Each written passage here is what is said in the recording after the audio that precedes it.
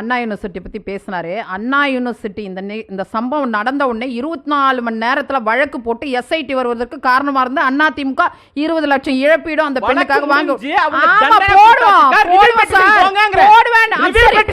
ஞானசேகர் அனுதாபியா இல்லையா? ஞானசேகர் அனுதாபியா இல்லையா? உங்க தலைவர் சொன்னாரா இல்லையா சட்டசபையில திமுக அனுதாபி? ஞானசேகரோடு உங்க லவர்ஸ் சாப்பிட்டாரா இல்லையா? பிரியாணி சாப்பிட்டாரா இல்லையா? சாப்பிட்டாரா? உள்ள போயிட்டார்ல. திமுக அனுதாபின்னு சொன்னது யாரு? திமுக நான் சொன்னா நீ பேசும்போது குறுக்கீடு பண்ணல. என்ன பேச விடுங்க, பேச விடுங்க. அனுதாபியாகவே இருந்தாலும் தண்டனை வாங்கி போட்ட கட்சி திமுக. பேச விடுங்க. திமுக அனுதாபியாக இருந்தாலும் தண்டனை வாங்கி போட்ட கட்சி திமுக. சரி, ரெண்டாவது எனக்கு பதில் இப்படி சொல்லுங்களேன். இல்ல அதுதான் இப்ப வடமாநில தொழிலாளர்களை இங்கு பட்டியல்ல சேர்க்கிறத அதிமுக ஆதரிக்குது, அப்படிதானே சார்? அரசியல் அமைப்பு சட்டம் யார் வேண்டுமானாலும் எங்கு வேண்டுமானாலும் அவர்கள் தொழிலை தொடங்கலாம். அரசியல் அமைப்பு சட்டம் நான் டெல்லிக்கு போறேன். இருங்க சார், தொடங்குறேன். இல்ல பாயிண்ட் ஸ்ட்ரைட்டா தனியார் கிட்ட நீங்க கேட்டீங்கல்ல, நேரடி பதில். நான் அரசியல் அமைப்பு சட்டத்தின்படி தான் பேசுவேன்.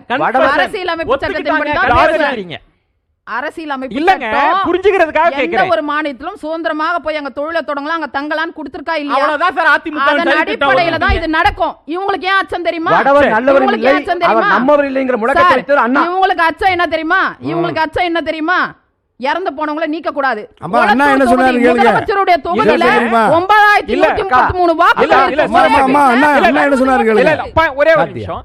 இது ரொம்ப சீரியஸான இஷ்யூன்றதுனால பிரதான எதிர்க்கட்சியின் இல்ல நிலைப்பாட்டை தெரிஞ்சுக்கிறதுக்காக இப்ப போலி வாக்காளர்களை நீக்கிறதோ டபுள் என்ட்ரி அதுல எல்லாம் எந்த பிரச்சனையும் இல்ல. இப்ப திமுக எஸ்ஐஆர் எதிர்க்கிறவர்கள் வைக்கிற முக்கியமான வாதம், பீகார் எஸ்ஐஆர் இங்க சேர்க்கிறது இருக்குல்ல, அந்த பகுதியை அதிமுக என்னவா பாக்குது? என்ன சொல்றேன்னா, இங்க வந்து தங்கி இருக்கிற அவங்களுக்கு அரசியல் சட்டம் கொடுத்திருக்க அதிகாரம், அவங்களுக்கான உரிமை அது. அவங்க கிளைம் பண்ணும்போது நாங்க என்ன செய்ய முடியும்? அவங்க கிளைம் பண்றாங்க. நான் வந்து போறேன், டெல்லியில போறேன். நான் கிளைம் பாஜகவே சொல்லல, ஆனா இங்க சிவசேனா திண்டுக்கல் சீனிவாசன் விஷயத்தை சொல்லிறேன். அவர் என்ன சொன்னார்னா, இறந்து போனவங்க இரட்டை வாக்குகள் இடமாற்றம் நீக்கணும். அப்படி நீக்கும் போது ஒவ்வொரு தொகுதியில 30-40 பேர் நீக்கப்படும் போது வெற்றி வாய்ப்பு பிரகாசமா இருக்குன்னு சொல்றாரு. பேசலாம் கஸ்தூரி, நீங்க உங்க நிறைவு. கொஞ்சம் அமைதியா 3 விஷயத்த சொல்லிடுறேன். முதல் விஷயம், இங்க வந்து எல்லாருக்குமே ஏதோ ஒரு வகையில இரட்டை நிலைப்பாடு இருக்கு. அது முக்கியமா ஆளுங்கட்சியான திமுகவில் இருக்கு அப்படிங்கிறது ஒவ்வொருத்தருடைய ஆர்குமெண்ட்லயும் ஒன்னொன்னா வந்துகிட்டே இருக்கு. வாஷிங் மிஷின் பத்தி பேசும்போது எல்லார் பக்கமும் இங்க நீங்க சொல்றீங்க, அவங்க சொன்னாங்க, இவங்க சொன்னாங்க, 2 பேரும் மத்தியில ஒரே நிலைப்பாட்டில் இருக்கிறாங்க. எங்களுடைய பிரச்சனை என்னன்னா, இங்க தமிழர்களுக்கு ஆதரவாக இருக்க வேண்டிய கட்சிகள் தமிழ்நாட்டில் ஆளும் கட்சியாக இருக்கக்கூடிய, நான் 3 பாயிண்ட் சொல்லிடுறேன். ஃபர்ஸ்ட் பாயிண்ட் இது, ஆளும் கட்சியாக இருக்கக்கூடிய திமுக எதிர்கட்சியாக இருக்கும்போது ஸ்டாலின் அவர்கள் சொன்ன எந்த ஒரு விஷயத்திலுமே பல்ட்டி அடிக்காமல் இல்லை. அவர் வந்து சேலத்தில் விவசாயிகளோட சேர்ந்து போராடினார். அவரே போய் அங்கே போராடினார். இன்னைக்கு பரந்தூரில் போராடுறது விவசாயி தான். அதுக்கு என்ன பதில்? அங்கே சேலத்தில் விரைவு சாலை வரக்கூடாது அப்படின்னு போட்டுட்டு சூப்பர் ஹைவே வரக்கூடாதுன்னு சொல்லிட்டு 8 வழி சாலைக்கு எதிராக போராடியவர் இன்று 6 வழி சாலையை நிர்மாணித்து முடித்திருக்கிறார். அங்கே விவசாயிகள் போராடிக்கிட்டு இருக்கிறாங்க. தூய்மை பணியாளர்களை கஸ்தூரி போய் பார்க்குறா, ஒரு பாடகி போய் பார்க்குறாங்க, ஒரு நடிகை போய் பார்க்குறாங்க. நாங்கள்லாம் ஏன் போனோம் அப்படின்னு கேள்வி கேட்குற அளவுக்கு திமுகவுக்கு தெரியுது. ஆனால் ஏன் விசிகாவோ திமுகவோ அவங்கள வந்து ஆட்சியாளர்கள் நேரத்தில் போய் சந்திச்சிருந்தா ஏங்க நாங்கள்லாம் போய் பார்க்க போகிறோம்? இந்த மாதிரி இரட்டை நிலைப்பாடு எல்லாத்திலையும் ஒரு வருஷம் இரட்டை நிலைப்பாடுன்னு சொன்னதுனால உங்கள்கிட்ட நான் இப்ப விவசாயிகள் டெல்லியில போராடுனாங்கல்ல, 700 பேர் எத்தனை வருஷமா போராடினாங்க விவசாயிகள்? அந்த ஒரு 100 நாள் போராட்டம் டிசம்பர் 10. அப்போ எத்தனை பிஜேபி தலைவர்கள் போய் பார்த்தாங்க? ஆண்டு கணக்குல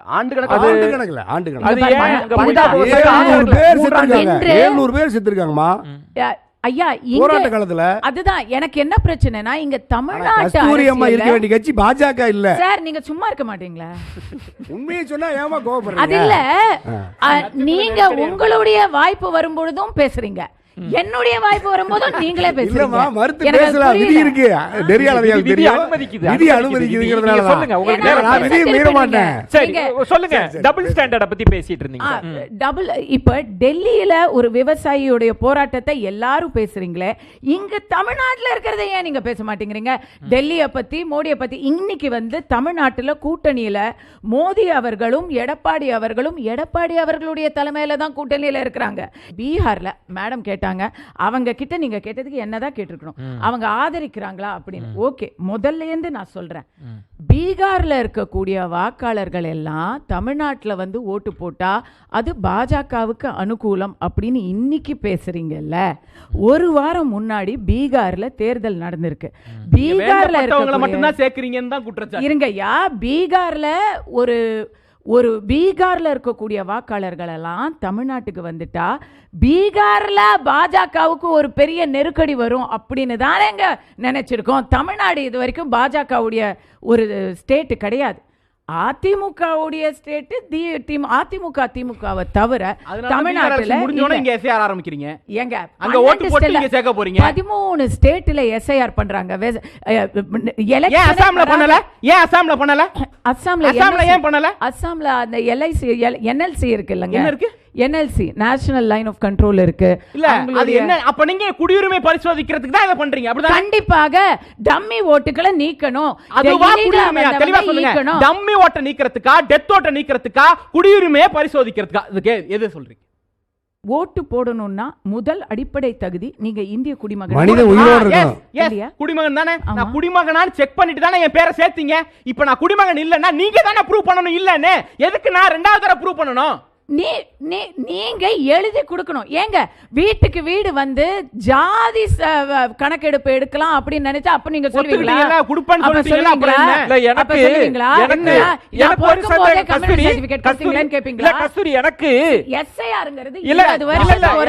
ஆதிவாரி கணக்கெடுப்பு மீது பாஜகவுக்கு இருக்கக்கூடிய வன்மம் உங்க பேச்சு மூலமா வெளிப்படுது.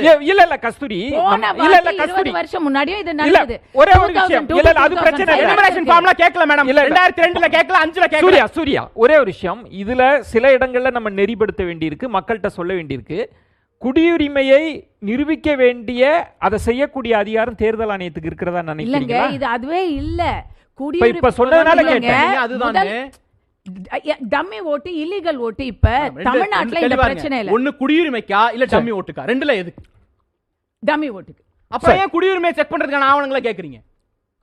யார் கேட்டா? உங்களை யாராவது கேட்டாங்களா? ஆதார் ஏன் ஏத்துக்க மாட்டேன்னு டாக்குமெண்ட்ல சொல்லிருக்கீங்க. Aadhaar is not for proof of சிட்டிசன்ஷிப்ங்கறதால தான் ஏத்துக்கல. அப்ப குடியுரிமை சோதிக்கிறதுனா உங்க இலக்கு. ஒரே நிமிஷம், உங்களை கேட்டாங்களா? என்ன கேக்குறீங்கல்ல? உங்களை கேக்குறீங்கல்ல? டாக்குமெண்ட்ல இருக்கு. நீங்க 2002ல நீங்களோ உங்களுடைய குடும்பத்தினரோ ஓட்டே போடலையா? குடும்பத்தினர் ஓட்டு போட்டுருப்பாங்க. அவன வேணாம்னு சொல்லலையே. உங்களை யாரும் கேட்க போறதில்லையே. இது தமிழ்நாட்டுக்கு மட்டுமான முக்கியமா ஒண்ணு புரிஞ்சுக்கோங்க. அசாம்ல ஏன் இல்ல? நீங்க போய் பிரச்சாரத்தை முதல்ல அசாம்ல ஏன் இல்ல? அசாம்ல போலி வாக்காளர் இருக்கலாமா? அசாம்ல டபுள் என்ட்ரி இருக்கலாமா? அசாம்ல டெத் ஓட்டர் இருக்கலாமா? அசாம்ல இருக்கிறது இல்லங்கிறதுக்கு அடுத்தது வருவோம். முதல்ல அசாம் இந்த நாட்டினுடைய ஒரு பகுதி தானே. அங்க ஒரு நிலைப்பாடு, தமிழ்நாட்டுல ஒரு நிலைப்பாடு. ஏன் இந்த இரட்டை நிலைப்பாடு? ஏன் தமிழ்நாட்டுல இரட்டை நிலைப்பாடு இல்ல? இந்த ரூல் தமிழ்நாட்டுக்கு மட்டும் இல்ல, 13 இடங்கள்லயும் இந்த ரூல் இருக்கு. 13 எங்கெல்லாம் எஸ்ஐஆர் நடக்குதோ, ஒரு நிமிஷம் இது முடிச்சிடுறேன். எங்கெல்லாம் எஸ்ஐஆர் நடக்குதோ அங்கெல்லாம் இதேதான் இருக்கு. வெஸ்ட் பெங்கால்ல பங்களாதேஷ்ல இருந்து ஒரு ஆன் மாஸ் வந்திருக்காங்க, அவங்களை எல்லாம் பண்றாங்க அப்படின்னு சொல்றது ஒண்ணு இருக்கு. ஊடுருவறாங்கன்னா அது இது தமிழ்நாட்டுல பிரச்சனை இல்ல. அமித்ஷா தோத்துட்டார், ராஜா பிரச்சனை இல்ல. ஊடுருவி வர்றவங்க அமித்ஷா பாதுகாப்பு எல்லை பாதுகாப்பு மாநில அரசு கஸ்தூரி அம்மா சொன்னா அமித்ஷா சொன்ன மாதிரி தான். ஒரு நிமிஷம், அடுத்த வாரத்துல பேசலாம். அடுத்த வாரத்துல பேசலாம். பண்ணீங்க, நிறைய பேசியிருக்கீங்க. இதுக்கே பாஜக நிறைய ஓட்டு விழுகும்.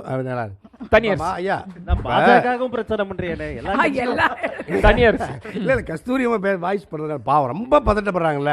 எனக்கு தெரியும் இந்தியாவிலேயே பாஜகவுக்கு ஆதரவா இவ்வளவு துடிக்க பேசுறது எங்க கஸ்தூரி. பாவம். நல்லவங்க இன்னும் நிறைய பொறுப்பு வரணும். நாடாளுமன்ற உறுப்பினரா, சட்டமன்ற உறுப்பினரா, சரி, வேற வாங்க. மாநிலங்கள்ல, சரி, வாங்க. இல்ல இல்ல அதே விஜயன் சார் இத நான் முடிச்சறேன். நீங்க இது ஒரு ஒரே இது நீங்க பண்ண கூத்துனால நடந்த விஷயம். இதுக்கு நான் பொறுப்பு கிடையாது. பேசாம அமைதியா இருந்தாங்க. ஆமா ஆமா நீங்க தான் அவங்கள இழுத்து விட்டீங்க. மன்னிச்சுமா பாருங்க மன்னிச்சுமா. ஐயா ஐயா இல்ல நெறியாளர் கோபப்படுறாரு, நெறியாளர் கோபப்படுறாரு. வாங்க, தனியா இல்ல நக்கல் நையாண்டியில வந்து அவர் இருமா, சேர்த்து நக்கல் இருமா. நையாண்டி பண்ணிக்கிட்டோம். Point taken. கனியரசு அவர்கள் இருங்க, பாயிண்டே சொல்லலங்க, என்னங்க டேக் பண்ணி இல்ல இதுக்கு மேல பாயிண்ட்க்கு இடமே இல்ல. இல்ல அவர் சொன்னது பாஜகவுக்கு இது அவர் சொன்னது, அதை நான் சொல்லிடுறேன் அவ்வளவுதான். சுருக்கமா சொல்லுங்க. பாஜக எதிர்க்குது ஒருத்தரன்னு சொன்னா அதுக்கு தமிழ்நாட்டுல மக்களுக்கு ஆதரவு நிறைய இருக்குன்னு சொன்னாரு.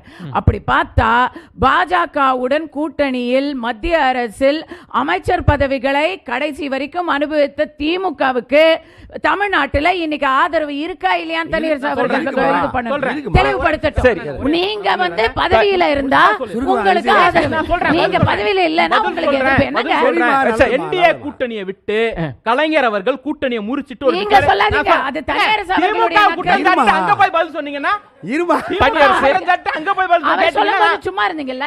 தனியரசு அது உங்க பிரச்சனை. திமுக சொன்னா பதில் சொல்லுங்க. திமுக மீதான குற்றச்சாட்டு சூர்யா போதும், நிறைய கூட சொல்லிட்டோம்.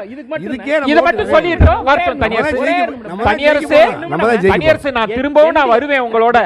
திரும்பவும் கஸ்தூரி அம்மாவுக்கு ஒரு கேள்வி நீங்கன்னா நான் அப்புறம் உங்க டைம் எடுத்துறேன். சூர்யா வாங்க.